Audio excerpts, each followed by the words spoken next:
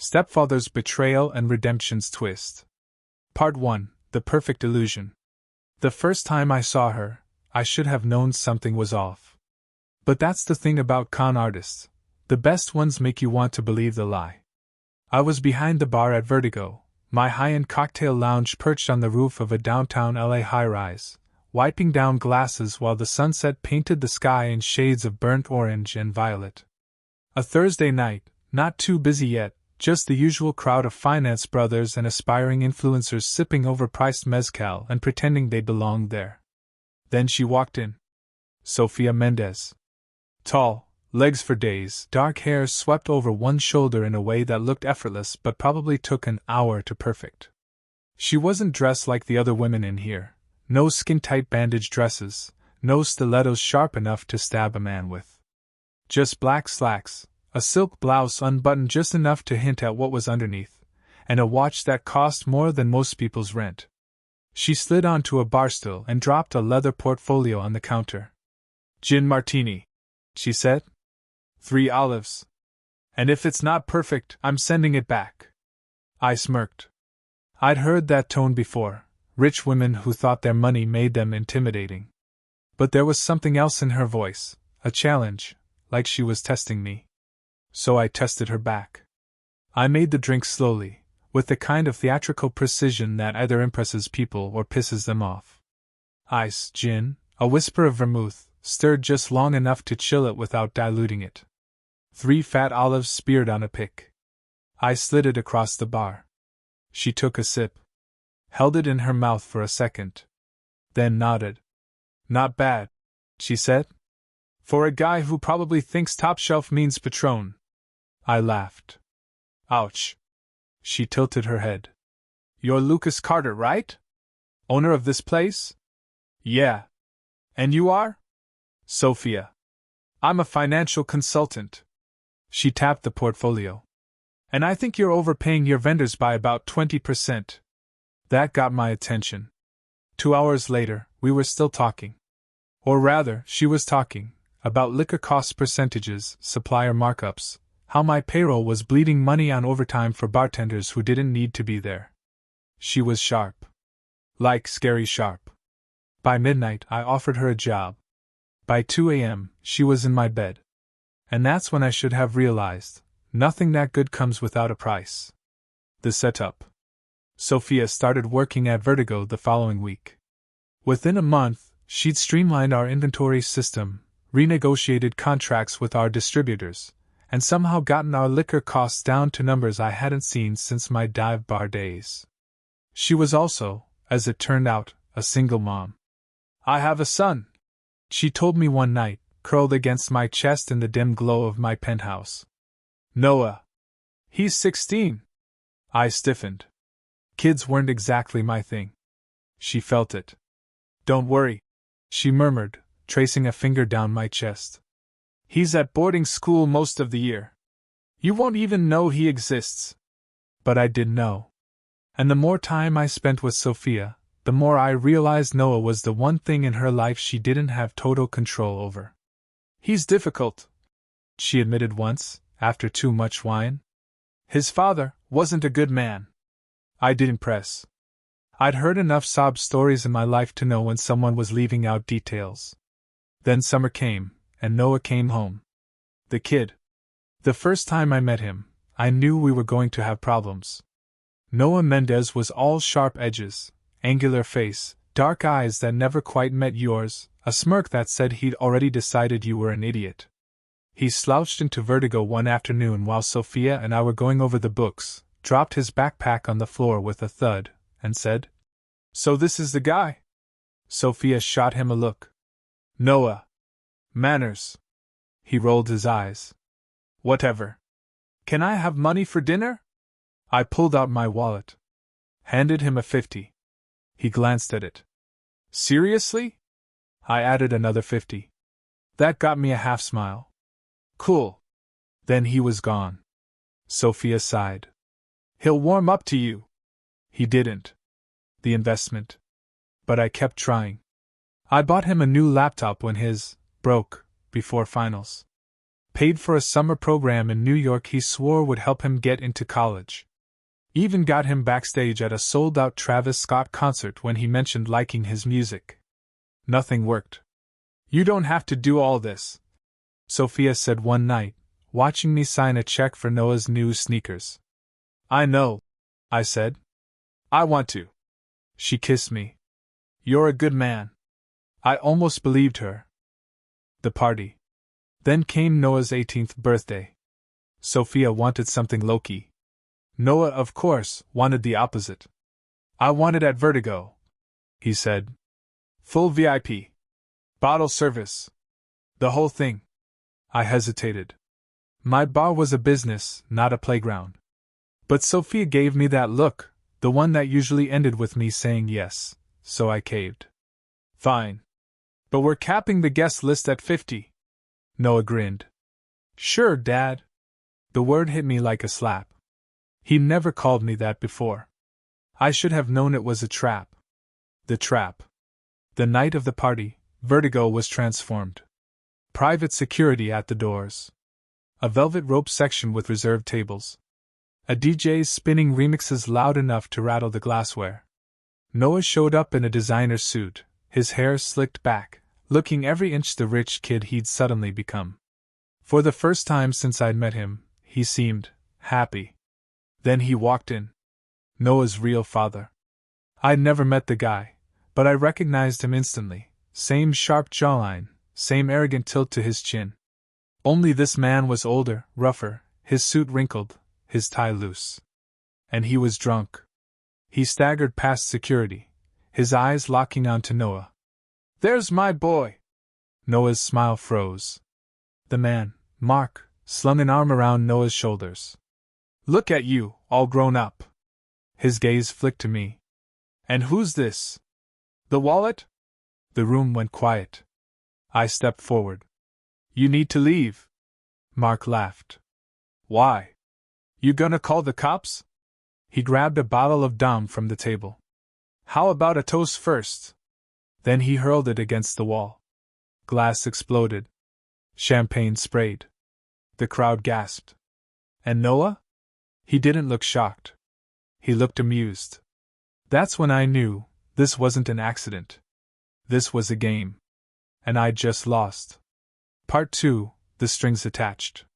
The silence after the shattered champagne bottle was louder than the DJ's speakers. Security dragged Mark out, his slurred curses fading into the elevator. Noah stood frozen, his designer suit speckled with champagne spray, his face unreadable. And Sofia? She hadn't moved from her seat, her manicured fingers wrapped tight around her untouched cocktail. I turned to Noah. "You knew he'd do that?" A shoulder twitch. Not a denial. The guests, Noah's friends, my regulars, a few C-list influencers, stared like we were a reality show climax. Phones were out. This would be all over TMZ by dawn. I grabbed Noah's elbow and hissed. "My office."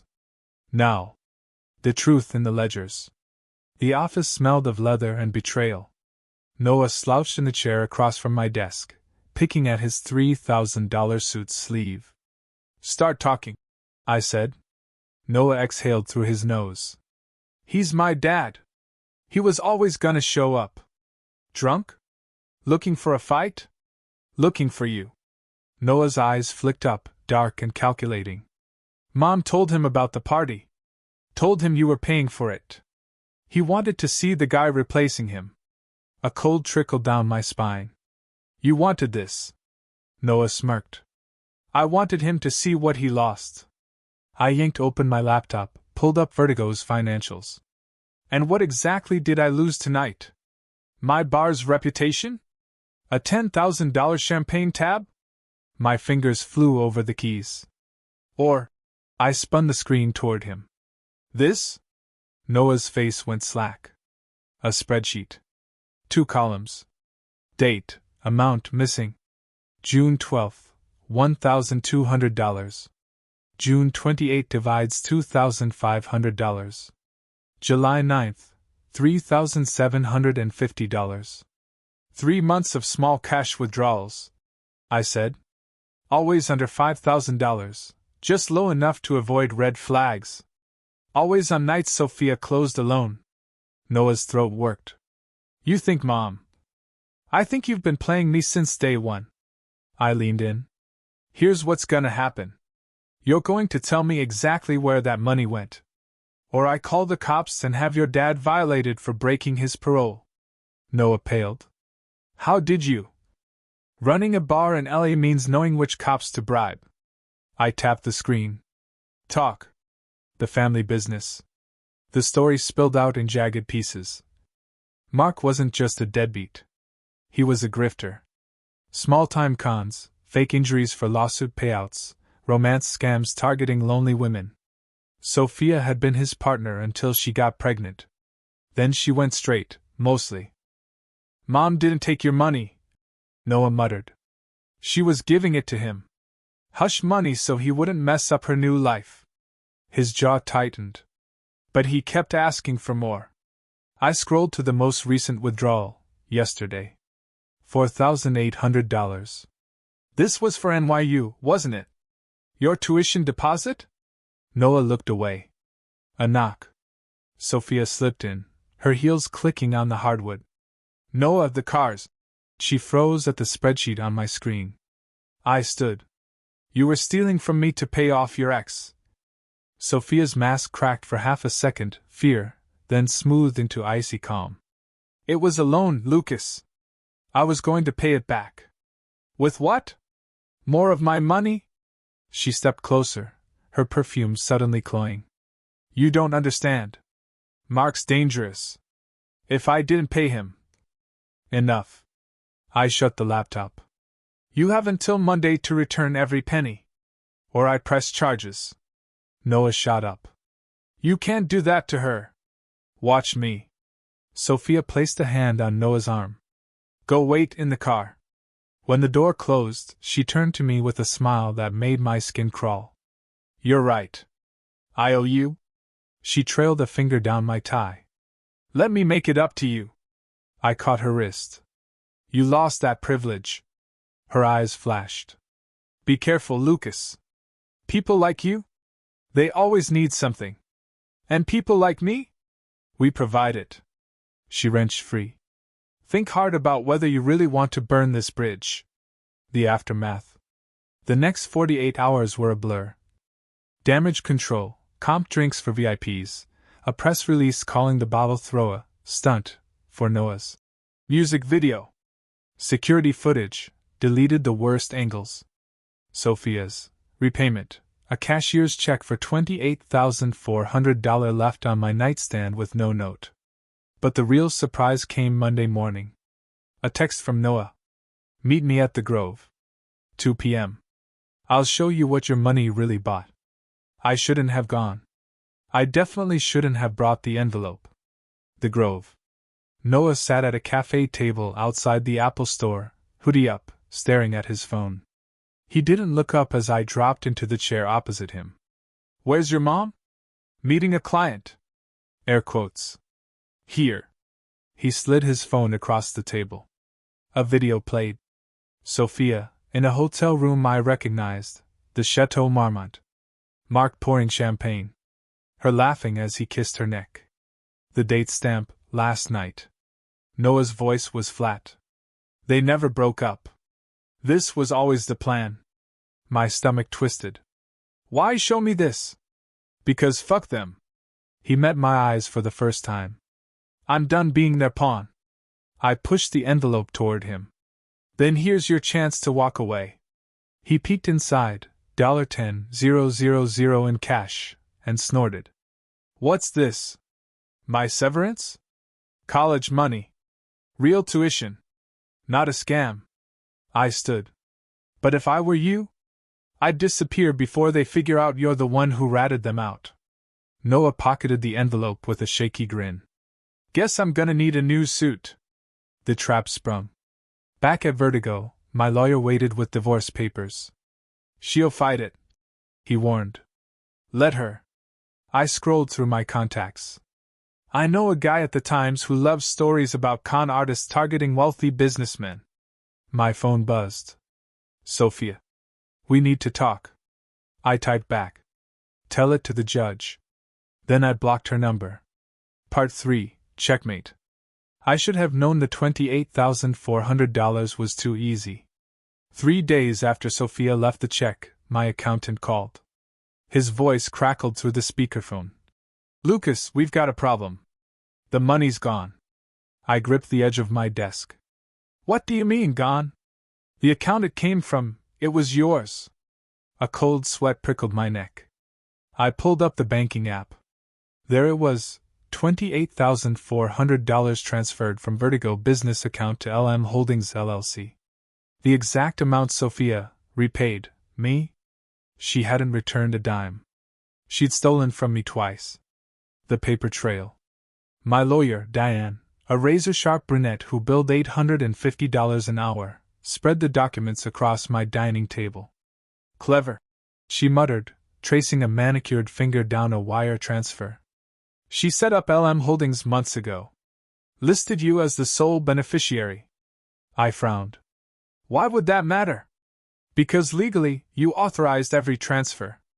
Diane tapped a notarized form, my signature forged at the bottom. She drained $287,000 over 6 months. The number hit like a gut punch. Nearly $300,000. Gone. Diane flipped to a surveillance photo, Sofia and Mark at a private airstrip, boarding a Cessna. They're skipping town. But here's the good news, we can freeze their assets. I stared at the photo. Something was off. Where's Noah? The wildcard. Noah's Instagram showed him poolside at the SLS hotel, flipping off the camera with one hand, gripping a wad of cash with the other. The caption. Fake parents, real money. Person shrugging mail sign #orphangrind. I texted him, we need to talk. He replied instantly, $10,000 says you'll never find them. I transferred the money. His next text was an address in Malibu. The beach house. The place was a glass-walled monstrosity perched on carbon fiber stilts, all sharp angles and ocean views. A rental, according to Diane's quick search, paid for in cash under the name L. Carter. My own damn initials. I kicked in the door. The interior was trashed, empty champagne bottles, half-packed Louis Vuitton suitcases, and a lingering cloud of Cuban cigar smoke. And in the center of it all, Noah. He lounged on a white leather couch, shirtless, scrolling through his phone. A fresh tattoo peeked above his waistband. Rich kids never lose. In Gothic script. You're late, he drawled. They left an hour ago. I grabbed him by the throat. Where? He didn't flinch. Bermuda. Then the Caymans. Then who gives a shit? His grin was all teeth. You really thought I'd help you? I tightened my grip. I gave you a way out. And I gave you nothing. He pried my fingers loose. Pro tip, Dad, never trust a kid who grew up watching Mark scam guys like you. My phone buzzed. Diane. Got him. Cayman Airways Flight 722. Police are waiting at the gate. Noah saw the message. His smirk faltered. I showed him the screen. You missed one thing. What? The jet you chartered? I leaned in. I own the fucking company. The fallout. The arrest made page 6. Bonnie and Clyde 2.0, con couple nabbed mid-flight with $2 million in stolen art. Turns out, the money was just the start. Sofia had been stealing from my bar's high-profile clients for years, signed baseballs, rare wines, a Warhol sketch. All stashed in a storage unit under my name. Diane negotiated the divorce in under 72 hours. Sofia got nothing but a restraining order and a court date. As for Noah? He showed up at Vertigo a week later, duffel bag in hand. I need a job, he said. I laughed. You're delusional. No, I'm broke. He shrugged. Mom's assets are frozen. Mark's in jail. And that $10,000? Gone on blackjack. I should have thrown him out. Instead, I tossed him a rag. Start wiping tables. You're on probation. He caught it, grinning. Knew you'd cave. The lesson. 6 months later, Vertigo broke revenue records. Noah, despite being an insufferable little shit, turned out to be a hell of a bartender. Sofia got 5 years. Mark got 12. And me? I learned the hard way. In LA, love is just another currency. And everybody's trying to scam you. The end. Don't forget to like, comment, and subscribe for more incredible content.